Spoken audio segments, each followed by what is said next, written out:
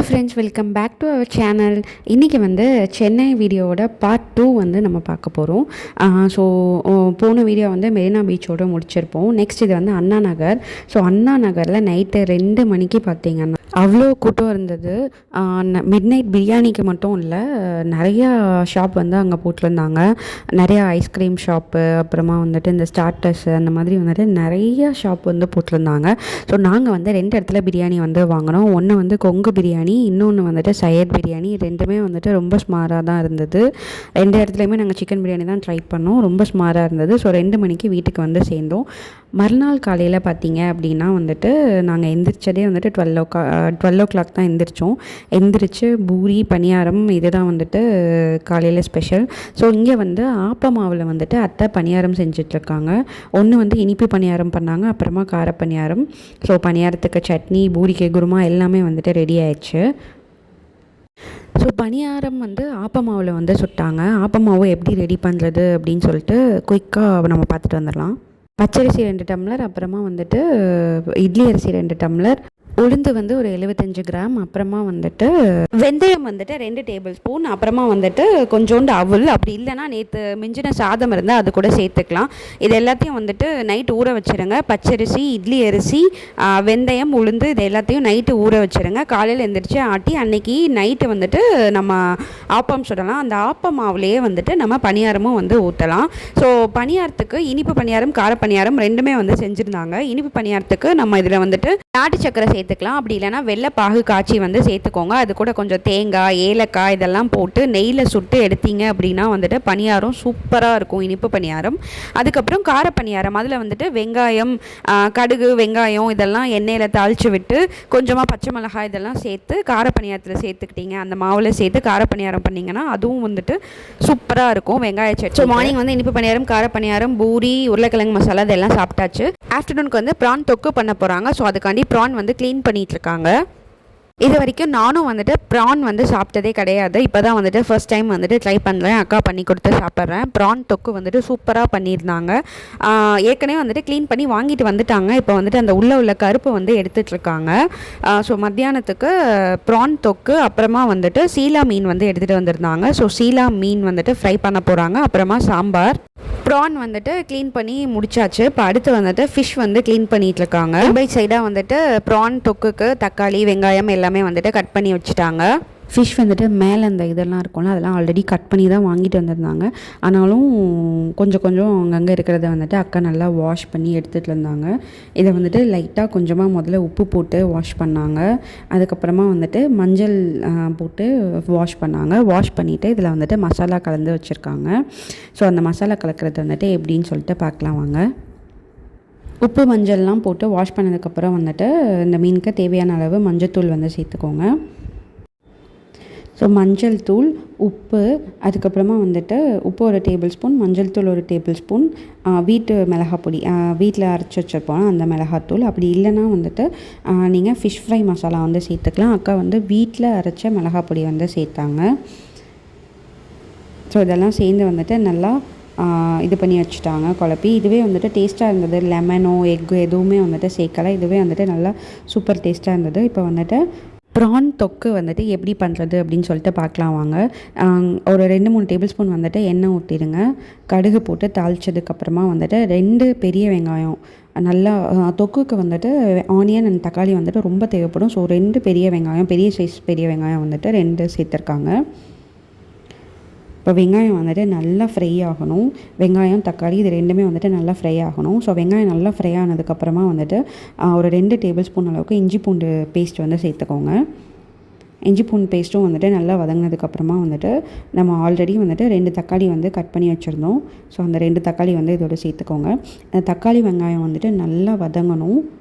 Fish மாதிரியே தான், ரொம்ப நேரமாக வந்துட்டு வேக வைக்கக்கூடாது. அப்படி வேக வச்சா ரப்பர் மாதிரி ஆகிரும். ஸோ ப்ரான் போட்டுட்டு உடனே எடுத்துடணும். இந்த பக்கம் பார்த்திங்கன்னா சாம்பார் வந்து ரெடி ஆகிட்டுருக்கு. கத்திரிக்காய், முருங்கைக்காய் இதெல்லாம் போட்டு சாம்பார் ரெடி ஆகிட்டுருக்கு. ஸோ தக்காளி வெங்காயம் வதங்கிட்டுருக்கு. அங்கே வந்து தேவையான அளவு உப்பு, அப்புறமா வந்துட்டு 1 டேபிள் ஸ்பூன் மஞ்சள் தூள், 2 டேபிள் ஸ்பூன் வந்துட்டு வீட்டில் அரைச்ச குழம்பு மிளகாத்தூள் வந்து சேர்த்துருக்காங்க. இதை வந்துட்டு மூடி போட்டு நல்லா மூடி வச்சுருங்க. ஒரு 10 மினிட்ஸ் கழித்து வந்து பார்க்கணும். இப்போ பார்த்திங்க அப்படின்னா எண்ணெய் வந்துட்டு பிரிஞ்சு வெளியில் வந்திருக்கும். ஸோ இந்த ஸ்டேஜில் நம்ம க்ளீன் பண்ணி வச்சுருக்கிற ப்ரான் வந்து இதோட சேர்க்க போகிறோம். ப்ரான் போட்டு ஒரு 10 to 15 மினிட்ஸ் மட்டும் நீங்கள் வச்சுருந்தா போதும். 15 கூட வேணாம், 10 மினிட்ஸ் மட்டும் வச்சுருந்தீங்கன்னா போதும். நல்லா வந்துட்டு மசாலாலாம் மிக்ஸ் ஆகிரும். இதில் நீங்கள் தண்ணியே ஊற்ற வேணாம். ப்ரானில் இருந்து வந்துட்டு ஆல்ரெடி தண்ணி வரும். ஸோ அந்த தண்ணியிலே வந்துட்டு இது வெந்துடும். ப்ரான் ரொம்ப நேரமாக வேக வைக்காதீங்க. ஸோ அவ்வளோதான், ஒரு 10 மினிட்ஸ் ஆயிடுச்சு. இப்போ கொத்தமல்லி தூவி வந்துட்டு நம்ம ப்ரான் வந்து ஆஃப் பண்ணியாச்சு. ரொம்ப நேரம் நீங்கள் ப்ரான் வேக வச்சிங்க அப்படின்னா வந்துட்டு ரப்பர் மாதிரி ஆகிரும். அவ்வளோதான், நம்மளோட ப்ரான் தொக்கு வந்துட்டு ரெடி ஆயிடுச்சு. ஸோ ரொம்ப டேஸ்ட்டாக இருந்தது. அதுவும் சாம்பார் சாதத்துக்கு, அப்புறமா சாப்பாட்டில் இது தனியாக போட்டு பிசைஞ்சு சாப்பிட்டாலே ரொம்ப சூப்பராக வந்துட்டு இருந்தது. ட்ரை பண்ணி பாருங்கள். இது ரொம்ப ஈஸியான ரெசிபியும். ட்ரை பண்ணி பார்த்துட்டு எப்படி இருந்துச்சுன்னு சொல்லுங்கள். நெக்ஸ்ட்டு வந்துட்டு ஃபிஷ் ஃப்ரை பண்ண வந்துட்டு ஸ்டார்ட் பண்ணியாச்சு. ஸோ அவ்வளோதான், ஃபிஷ் ஃப்ரை பண்ணிவிட்டு நாங்கள் சாப்பிட்டவே வந்துட்டு 5 மணி ஆயிடுச்சு. ஸோ ஃபிஷ் ஃப்ரை, ப்ரான் தொக்கு, சாம்பார் இதெல்லாம் வச்சு வந்துட்டு அன்றைக்கி லஞ்சை வந்துட்டு முடித்தாச்சு. நெக்ஸ்ட்டு பார்த்தீங்கன்னா நெக்ஸ்ட் டே மார்னிங் நாங்கள் வந்துட்டு சென்னை டு திருச்சி வந்து கிளம்பியாச்சு. ஸோ ஃப்ளைட் வழியாக. ஸோ பாப்பா வந்துட்டு ஃப்ளைட்டில் கூட்டிகிட்டு போகலாம். நானும் ஃபஸ்ட் டைம் தான் ஃப்ளைட்டில் போகிறேன். பாப்பாவும் வந்துட்டு இப்போ தான் ஃபஸ்ட் டைம் வந்துட்டு ஃப்ளைட்டு. ஸோ இது வந்து நம்ம சென்னை ஏர்போர்ட் வந்து இறங்கியாச்சு. ஸோ இது வந்து சென்னை ஏர்போர்ட்டோட டொமஸ்டிக் டெர்மினல். ஸோ இங்கேருந்து தான் வந்துட்டு நம்ம திருச்சி ஃப்ளைட் வந்துட்டு ஏற போகிறோம். காரில் வரும்போதெல்லாம் நல்லா தூங்கிட்டு வந்தால் இப்போ ஏர்போர்ட் வந்துட்டு ரொம்ப குஷி ஆகிட்டா நம்ம ஃப்ளைட்டில் போகிறோம்னு சொல்லிட்டு.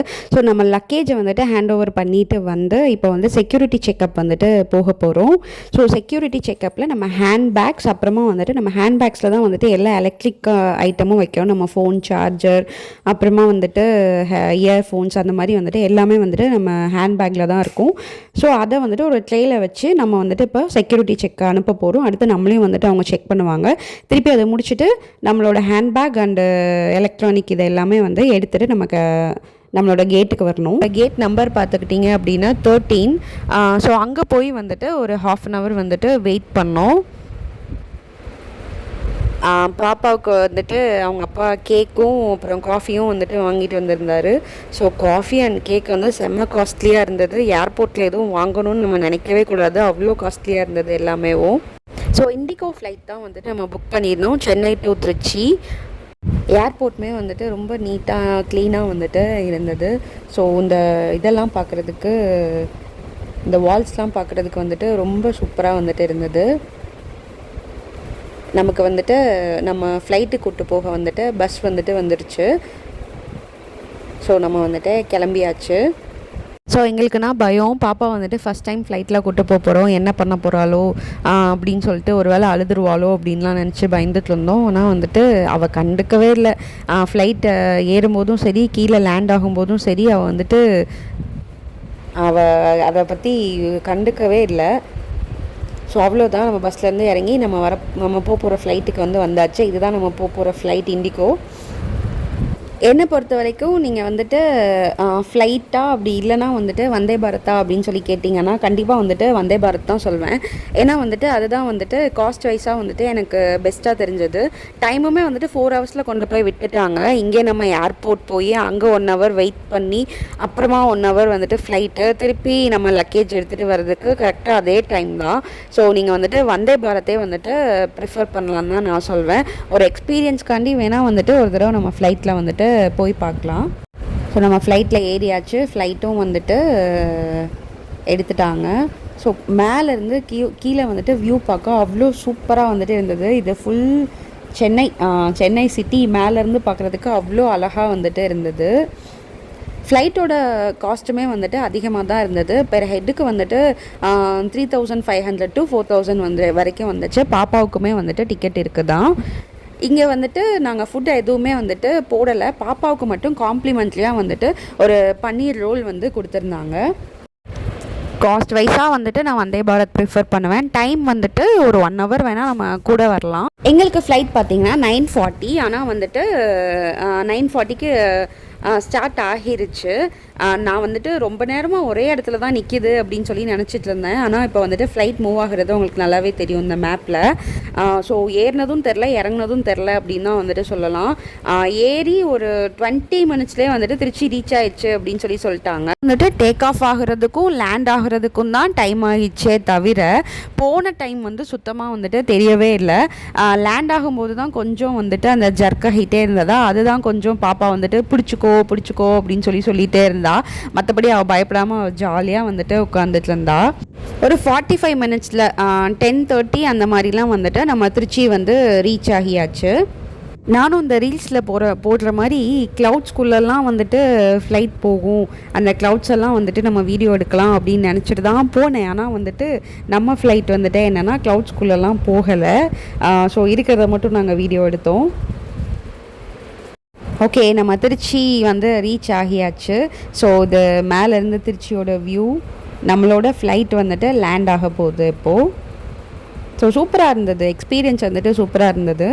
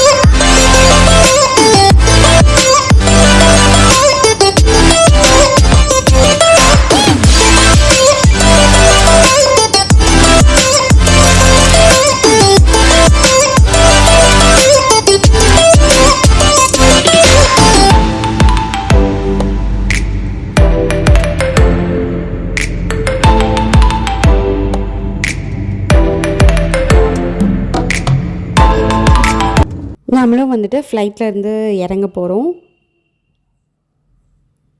ஸோ இறங்கி நமக்கான பஸ் வந்துட்டு வெளியில் வெயிட் பண்ணுது.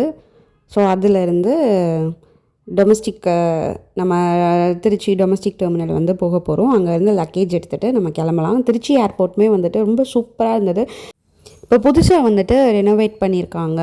ஸ்ரீரங்கமோட கோபுரம், அப்புறமா வந்துட்டு இந்த கலைநயம் இதெல்லாம் வந்துட்டு சூப்பராகவே இருந்தது. யானை இந்த மாதிரிலாம் வச்சுருந்தாங்க. நான் வீடியோ எடுத்திருக்கேன், அதுவும் உங்களுக்கு போடுறேன். பாப்பா ஃப்ளைட்லேருந்து இறங்கிட்டு வந்துட்டு திருப்பி ஃப்ளைட்டில் போகலாமா அப்படின்னு சொல்லி கேட்டுட்டு இருந்தா. ஸோ டொமஸ்டிக் டெர்மினல் வந்து நம்ம வந்தாச்சு. இதுதான் நான் சொன்னேன். ரொம்ப சூப்பராக வந்துட்டு பெயிண்டிங்ஸ்லாம் வந்துட்டு பண்ணியிருந்தாங்க. இப்போ வந்துட்டு நம்ம லக்கேஜ் எடுக்க போகிறோம்.